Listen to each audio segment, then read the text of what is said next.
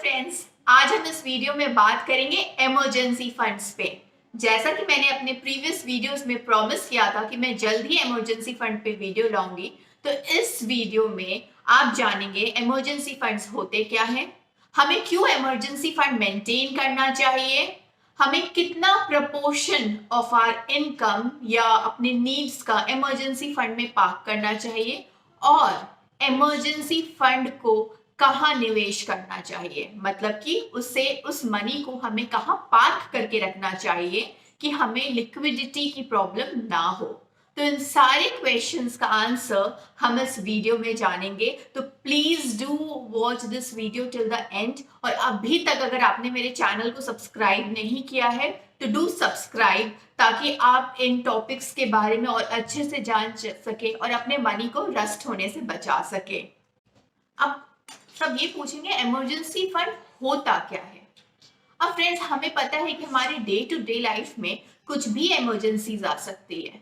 हमने देखा है लास्ट 2 इयर्स कोविड की वजह से कितने लोगों ने अपना जॉब खोया, कितने सारे इमरजेंसी सिचुएशंस क्रिएट हो जाते हैं हमें लाइफ में कि हमें नहीं पता है, नोबडी कैन प्रिडिक्ट इट। तो it's better to plan rather than कि आपके पे जब कुछ इमरजेंसीज अगर आ जाती है या कुछ सिचुएशंस में आप स्टक हो जाते हो where you need a good amount of money और आपके पास नहीं है। और लोन लेना is not the solution friends, क्योंकि अगर आप लोन लेते हो अपने इमरजेंसीज को मीट करने के लिए तो अल्टीमेटली आपको वो लोन तो रीपे करने पड़ेगा। So this is a very bad idea कि आप लोन लेके अपने इमरजेंसीज को मीट करें। तो इमरजेंसीज के बारे में अगर हम बात करते हैं, अगर हम इंश्योरेंस कराते हैं फ्रेंड्स, इंश्योरेंस हेल्थ होता है, लाइफ होता है, टर्म होता है, ऑटो इंश्योरेंस हम करवाते हैं, फायर के लिए प्रोटेक्शन करते हैं, these are all a kind of emergency preparations. हमें पता है कि शायद फ्यूचर में ऐसा कुछ होगा, तो इसीलिए हम अपने आप को प्रिवेंट करने के लिए उस डैमेज से हम इंश्योरेंस में पैसा, and believe me, insurance is not an investment, insurance is just for your protection. So emergency fund is also not an investment, it is for your protection. So insurance is just a kind of emergency fund. Insurance एक example है emergency fund के लिए। But आप कहोगे कि हमने तो हर type के इंश्योरेंस करा रखे हैं, इतने टाइप ऑफ इंश्योरेंस है मार्केट में। बट फ्रेंड्स, आपने सोचा है, मान लेते ऐसा कभी हो ना किसी के साथ, but someone loses their job और दूसरी जॉब मिलने में 2 या 3 मंथ्स लग जाता है, तो क्या जॉब आपकी चली जाएगी, उसका कोई इंश्योरेंस होता है? बहुत से प्रोफेशंस में हम देखे हैं कि प्रोफेशनल्स को खुद हैंडल करना पड़ता है टू अर्न द मनी और मंथली इनकम। यस फ्रेंड्स, तो व्हाट वी वे टेलिंग कि अगर आप ऐसे किसी इमरजेंसी में आप आ गए हो where you're not able to meet out your regular monthly expenditures, तो आप क्या करोगे? इसीलिए इमरजेंसी फंड बनाया जाता है ताकि आप अपने हर महीने के खर्चों को, जो नीड्स हैं, जैसे आपको रेंट पे करना ही है, अगर आपके बच्चे स्कूल जाते हैं या कॉलेज जाते हैं उनका एजुकेशन फीस देना ही है, खाने का खर्चा हो गया, आपके इंश्योरेंस प्रीमियम्स हो गए, अगर आपने कोई लोन लिया है तो इसकी ईएमआई होगी। दीज आर द थिंग्स जो नीड्स हैं आपकी, जो एवरी मंथ इनकर होता है और आपको वो, and you can not avoid these things. तो इनको मीट आउट करने के लिए हमें एक एक्स्ट्रा अलग से फंड रखना चाहिए, ताकि अगर कोई इमरजेंसीज भी आ जाती है तो these things doesn't get affected. अब क्वेश्चन आता है फ्रेंड्स कि कितना होना चाहिए इमरजेंसी फंड्स। इमरजेंसी फंड्स होता क्या है वो समझ में आ गया है कि हमें चाहिए कि कोई इमरजेंसी पे हम वो यूज कर सके, तो कितना रखना चाहिए हमें साइड। तो टेक्निकली अगर हम बात करें, मिनिमम आपके जो नीड्स हैं, दैट इज आपके जो मंथली एक्सपेंडिचर्स हैं, उसका 6 मंथ्स तक आप निकाल सको, मिनिमम में बात कर रही हूँ।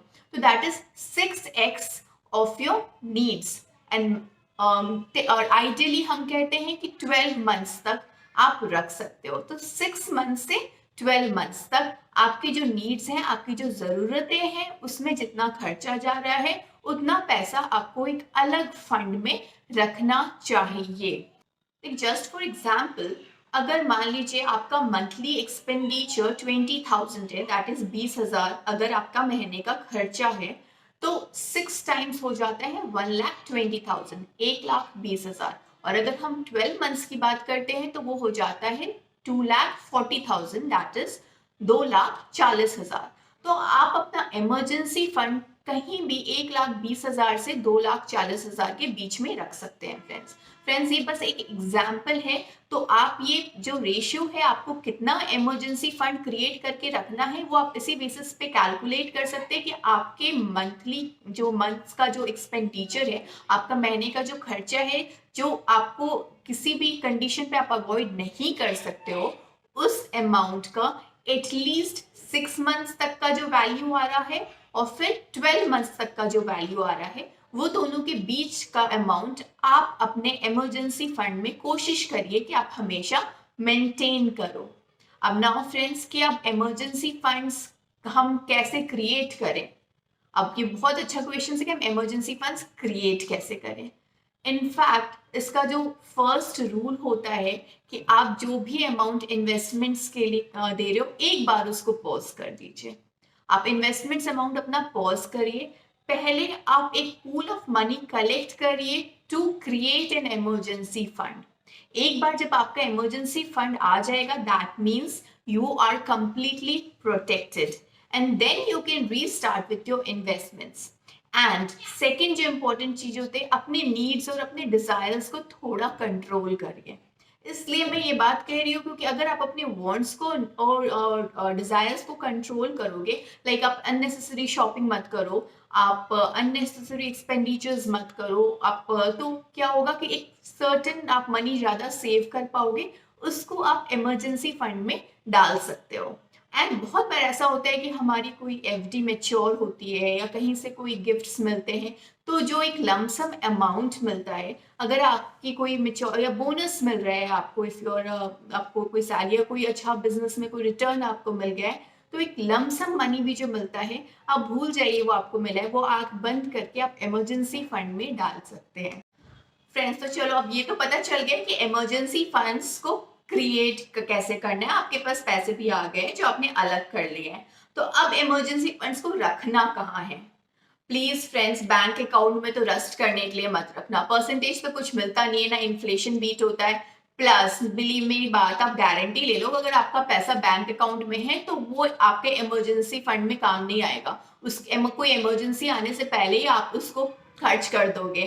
कहीं अमेजोन में कोई अच्छी डील मिल गई या कोई आपको मोबाइल अपग्रेड करना है या कार अपग्रेड करना है, वी ऑल आर ह्यूमंस, तो हमारे डिजायर्स होते हैं। तो आपको दिख रहा है मेरे पास इतना पैसा रखा है मेरे बैंक अकाउंट में, तो वो आप भूल जाओगे एक सर्टेन टाइम में कि इमरजेंसी फंड है वो आपका। तो प्लीज फ्रेंड्स, तो ये मिस्टेक बिल्कुल मत करिएगा कि आप अपने इमरजेंसी फंड को बैंक अकाउंट में रखो। तो कहाँ रखना चाहिए इमरजेंसी फंड? एक बहुत ही अच्छा इंस्ट्रूमेंट होता है, that is liquid fund. Mutual funds का लिक्विड फंड है जिसका रिटर्न अभी पास्ट अगर हम परफॉर्मेंसेस से देखें तो that varies from 5% to 6% annual return. ठीक है, बहुत अच्छा रिटर्न नहीं है, बट इसके कुछ फायदे जरूर हैं। फर्स्ट, इन्फ्लेशन को वो बीट करता है, आपके सेविंग्स अकाउंट से तो अच्छा ही रिटर्न दे रहा है। जो सेकेंड बहुत इंपॉर्टेंट है, इट्स हाईली लिक्विड। आज की डेट पे बात करें तो लिक्विड फंड्स के साथ, जो लिक्विड म्यूचुअल फंड्स है उनके साथ भी एक डेबिट कार्ड आता है which you can use any time in any ATM. तो जब भी आपको इंस्टेंट कैश की जरूरत है, liquid funds are very handy. तो you can park your money in liquid fund और आप बेटर रिटर्न उसमें से गेन कर सकते हैं जो कि आपके सेविंग्स बैंक्स में जो मिलता है। एंड ट्रेडिशनली भी अगर हम बात करें तो लिक्विड फंड्स को इसलिए लोग प्रेफर करते थे कि वो जनरली 24 वर्किंग आवर्स में रिडम्पशन हो जाता था, बट अब तो जो डेबिट कार्ड अटैच हो गए हैं लिक्विड फंड्स से के साथ, वो तो बहुत ही अच्छा है। That is like an instant cash. And जो सेकेंड इंपॉर्टेंट फैक्टर है लिक्विड फंड का फ्रेंड्स, वो ये है कि liquid fund is a debt fund. Stock market अगर अप हो डाउन हो, उससे लिक्विड फंड पे कोई फर्क नहीं पड़ता है। एंड अगर आप लिक्विड फंड में इन्वेस्टेड हो और 3 साल तक कुछ इमरजेंसीज नहीं आई है and you are still invested, तो बाद में आप जब रिडीम करोगे तो you will get the benefit of indexation. और एक और बेनिफिट जो लिक्विड फंड का होता है, इसमें कोई एग्जिट लोड नहीं है। म्यूचुअल फंड्स इंडस्ट्री में ये एग्जिट लोड कहा जाता है। इसको मैं सिंपल लैंग्वेज में आपको बताती हूँ कि मान लीजिए आपने कोई एफडी ली और उसके मेच्योरिटी से पहले अगर आपको पैसा निकालना है तो कुछ पेनल्टी लगता है, 1% 2%, depends upon instrument to instrument. But liquid fund is highly liquid. आप कभी भी 24 घंटे के बाद भी अपना पैसा निकाल सकते हो without any exit load. So imagine friend, this is such a beautiful instrument जहां आप अपने मनी को पार्क कर सकते हो with full liquidity and safety. That is so important. तो फ्रेंड्स प्लीज डू कंसिडर, और अपने मनी को प्लीज कैश में और बैंक अकाउंट्स में तो, सेविंग्स अकाउंट्स में तो बिल्कुल रखना बंद करिए। मतलब that is very immature I will say. And अब कहाँ इन्वेस्ट नहीं करना चाहिए आपको अगर आप इमरजेंसी फंड्स कर रहे हो? एफडी तो बिल्कुल मत कराइएगा, रियल एस्टेट तो सोचिएगा भी मत इमरजेंसी फंड से, gold is also no, stocks and shares is also no, and any other kind of mutual fund is also no. Emergency fund जो आप क्रिएट कर रहे हो, that should only go to liquid fund. और हाँ, if you are little conservative, आप चाह रहे हो कि नहीं मेरे को सारा मनी लिक्विड म्यूचुअल फंड्स में इन्वेस्ट नहीं करना है या उसमें नहीं पार्क करना है, तो आप 20% अराउंड अपने बैंक अकाउंट में रख सकते हैं। फंड में इन्वेस्ट करना फ्रेंड्स बहुत ही इजी है। इसके लिए आपको कुछ बहुत ज़्यादा नहीं करना है, क्योंकि मार्केट में बहुत सारे लिक्विड फंड्स अवेलेबल हैं।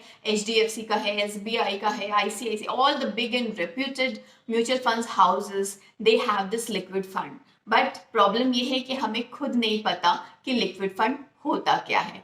एंड आई होप मेरे इस वीडियो को देखने के बाद आप समझे होंगे कि क्यों इंश्योरेंस लेना हमारे लिए बहुत ज़रूरी है और इमरजेंसी फंड क्रिएट करना बहुत ज़रूरी है friends.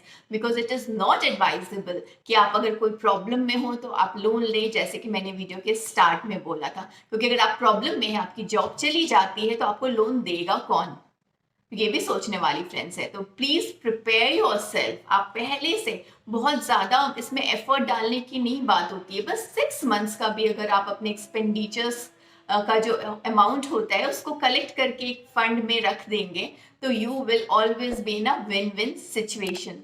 So friends, do like and subscribe my channel. Thank you and keep investing.